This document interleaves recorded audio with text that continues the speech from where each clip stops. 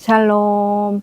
예수님께서는 부활하신 후에 제자들을 만났을 때 보는 제자마다 샬롬, 평강이 있으라, 평안이 있으라, 그렇게 말씀하셨죠.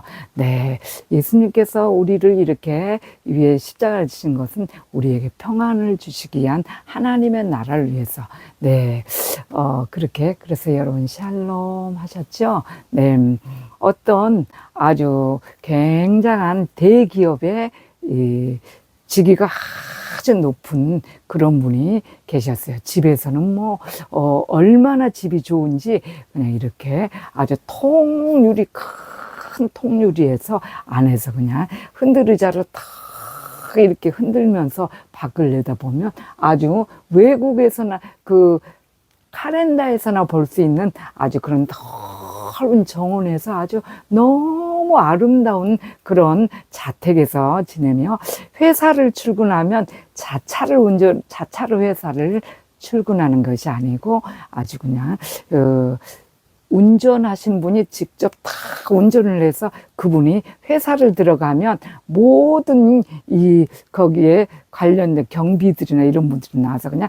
충성하고 막 거수경례를 하고 그렇게 하시는 그런 기업에 아주 대기업의 직책이 높으신 분이 계셨어요.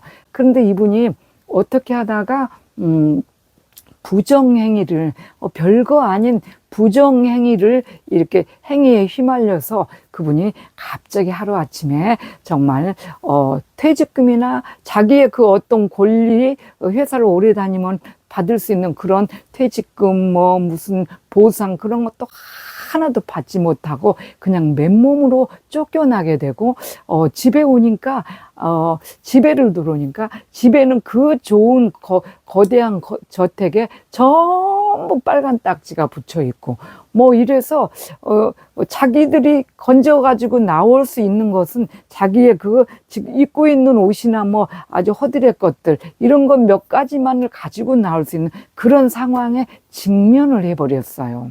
그래서 이분이 정말 갑자기 그런 상황에 돌발 상태가 되어서 정말 그 집에서도 쫓겨나게 되고 그렇게 된지라 자녀들은 친척 집에 다 맡기고 자기는 그저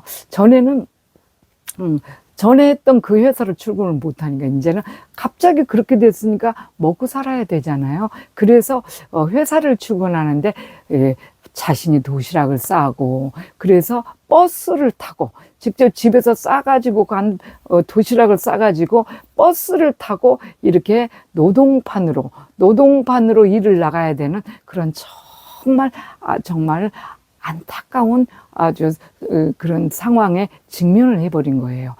그렇게 돼버린 그 사람 그렇게 돼버렸어요. 또 어떤 사람은 이런 상황이 됐어요. 정말 건강을 그 사람은 감기도 한번 제대로 독하게 독감도 한번 알아보지 않고 정말 건강하게 살았던 사람인데 어떻게 하다 무슨 검사를 하면서 주사 한 대를 잘 못 맞았음으로 인해서 갑자기 그분이 그것으로 인해서 마비가 와서 몸을 자기 스스로는 숟가락 하나로 떠서 밥도 먹을 수 없고 화장실에 가서 변도 제대로 볼 수 없는 그런 아주 굉장히 안타까운 상황에 직면을 하게 되었습니다. 또 어떤 사람은 이렇게 나이가 젊었을 때 많은 사람들하고 친교를 잘하고 정말 많이도 베풀고 이렇게 했는데 그래서 이 사람이 이렇게 젊었을 때 그런 성향이 나이가 들면서 차츰 이제 자기 이기주의적으로 이렇게 독선과 또 이렇게 강한 고집이 이렇게 있다 보니까 이 나이가 벌써 70대 가까이 넘어가기 시작하니까 사람들이 자기 곁에서 다 떠나가는 그런 정말 초라한 노년을 맞이하게 된 거예요. 그래서 아무도 찾아오지 않는 그런 정말 외로운 노년을 아주 독거 노인분이시라고 그러죠. 그렇게 혼자서 외로움을 겪어야 하는 그런 실정에 이렇게 거하게 됐어요. 그런 것을 슬픈 외로움을 이렇게 직면하게 됐어요. 또 어떤 사람은 그 사람이 자기의 이렇게 이 나라에서도 굉장히 높은 직위를 가지고 있어서 자신의 이렇게 일터로 사무실로 이렇게 일을 나가며 영감님 나오셨습니까? 영감님 그리고 사람들이 다 막 영감님 하면서 막 굉장히 막 쭉쭉 뻗는 비서가 그냥 대행을 하고 그렇게 하던 사람이 있었어요. 그런데 갑자기 성추행과 성폭행이라는 그런 아주 정말 추한 일에 이렇게 휘말려서 그 사람이 그 높은 고위직에서 이렇게 떨어져 버리게 된 거지요.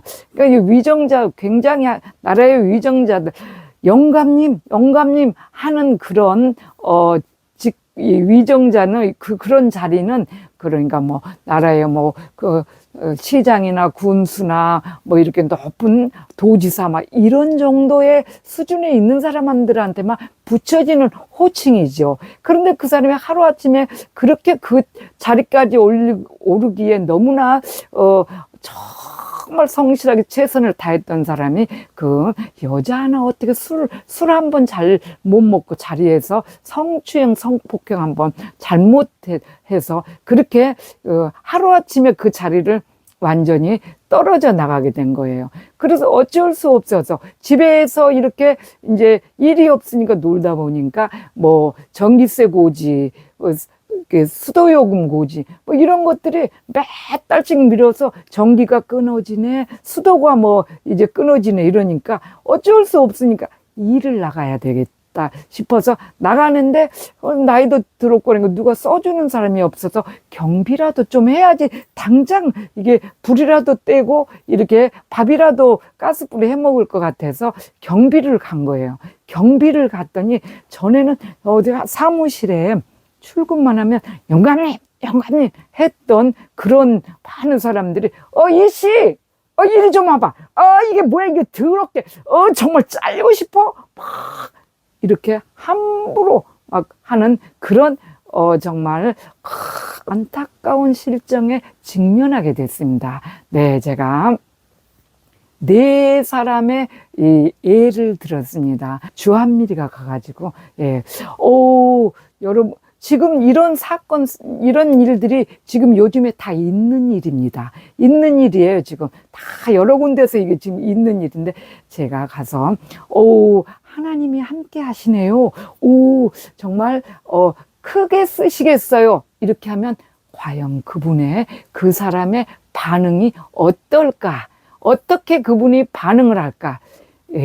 무슨 하나님은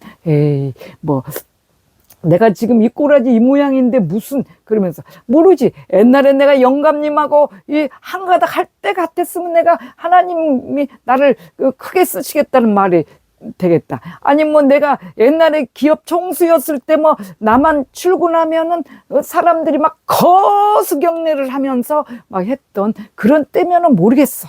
이렇게 하면서 희망이 없어요. 이렇게 다 하는, 무엇으로 내가 그렇게 하겠냐 하는 그런 상황이 그렇게 하지는 않을까. 네, 오늘 우리는 성경에서 그런 사람을 한 분을 보겠습니다. 사사기서에 보면 사사기 6장, 7장, 8장은 기드온에 대해서 사사 기드온에 대해서 이렇게 기록이 되어 있죠.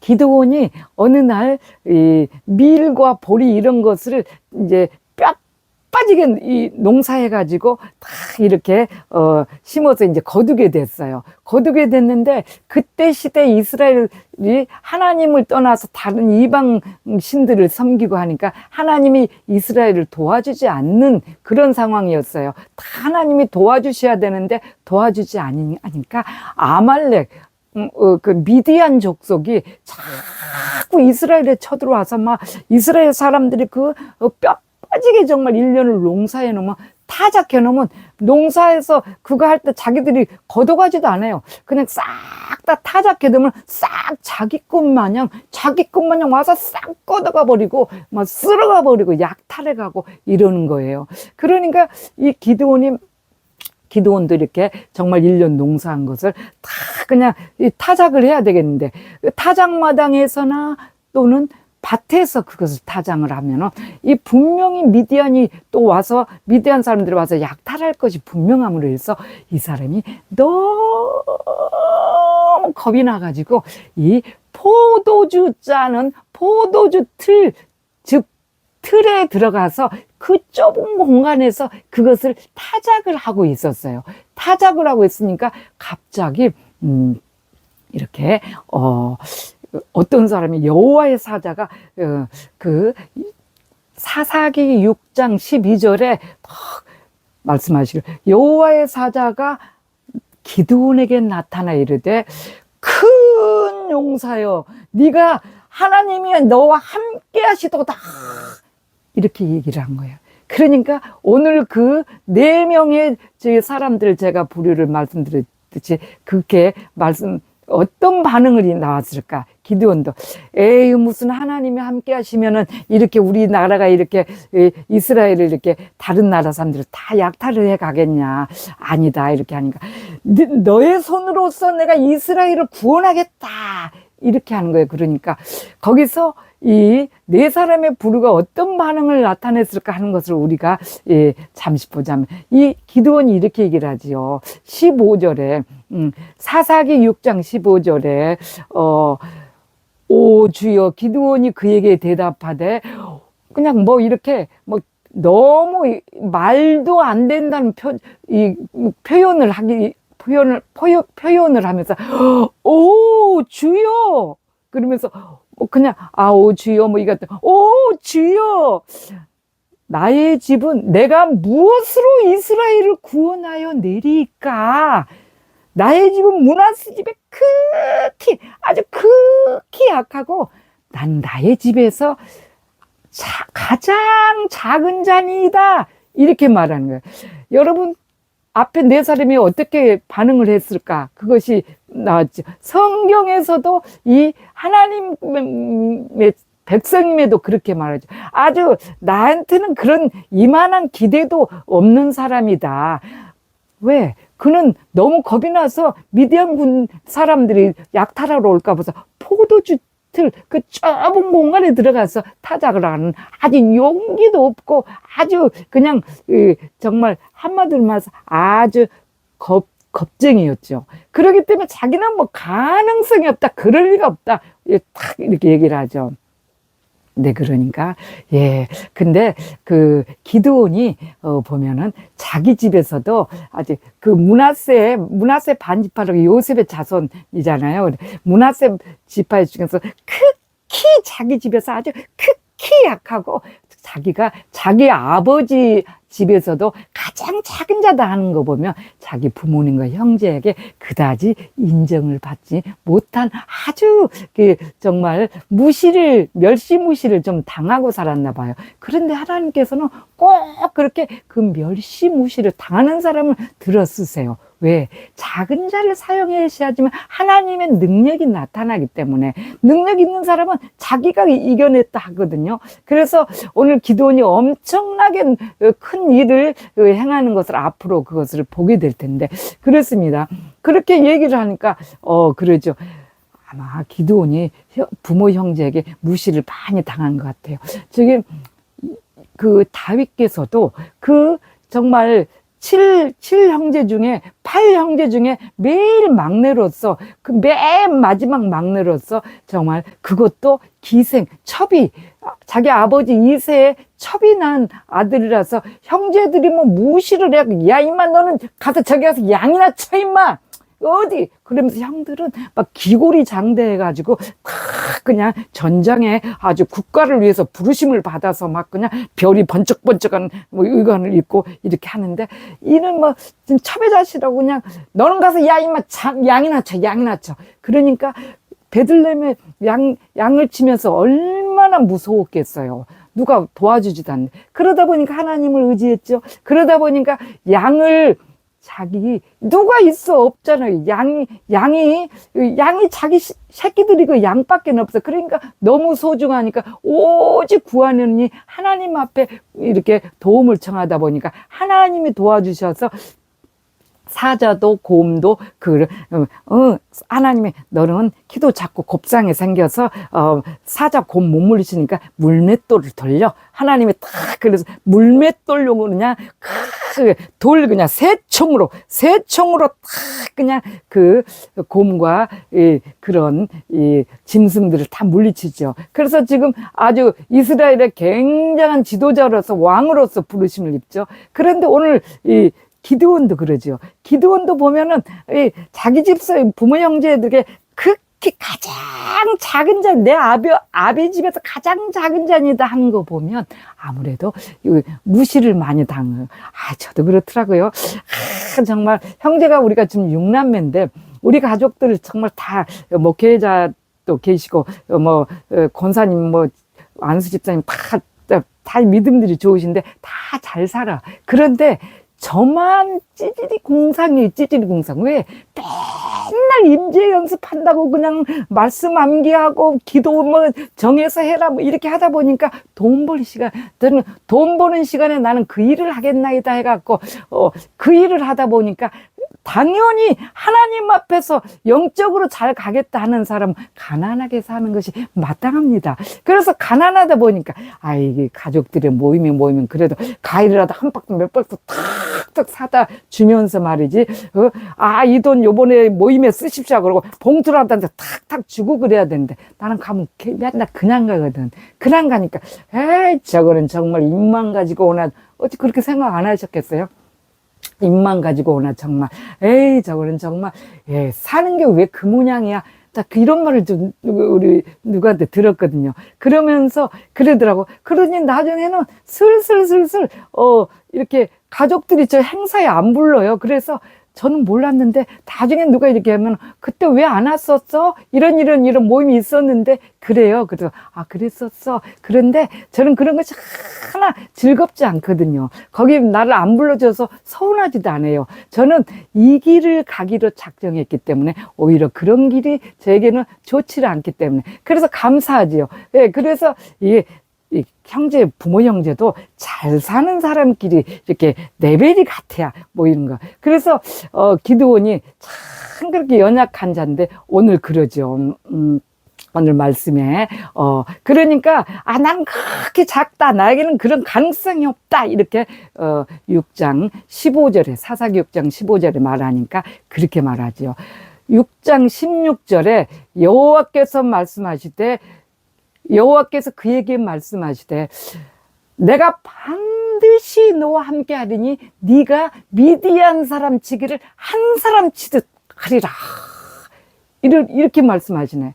그러니까 오늘 기드온이 어떻게 행합니까? 기드온이 거기서 또 반대 됐어요 이렇게 합니까? 그러니까 17절 18절 말씀에 이렇게 기드온이 이렇게 하지요. 확인에 들어가요. 정말 나같이 작은 자를 사용해서 이스라엘을 치시는 분이시라면 하나님이 이분이 하나님인지 아닌지를 확인을 해봐야 돼. 그렇게 말씀하시는 자는 그 말씀이 하나님인지 아닌지를 확인을 해보려고 그렇게 얘기를 하죠. 기드온이 그에게 대답하되 그러면 오 주여 내가 주께 은혜를 17절 말씀에 사사기 6장 17절 말씀에 내가 주께 은혜를 받았으면 나와 말씀하시니가 주 되시는 표징을 보이시옵소서. 내가 가서 예물을 가지고 다시 주께로 와서 18절 말씀, 다시 주께로 와서 그것을 주 앞에 드리기까지 이곳을 떠나지 마시기를 원하나이다. 그렇게 말하지요. 그러니까 그가 이르되 내가 너 올 때까지 결 떠나지 아니하리라. 그 먼저 성경에는 기다리리라, 머물리리라 지금은 그랬고, 먼저 성경에는 기다리리라, 너 올 때까지 머물리라 그랬어요.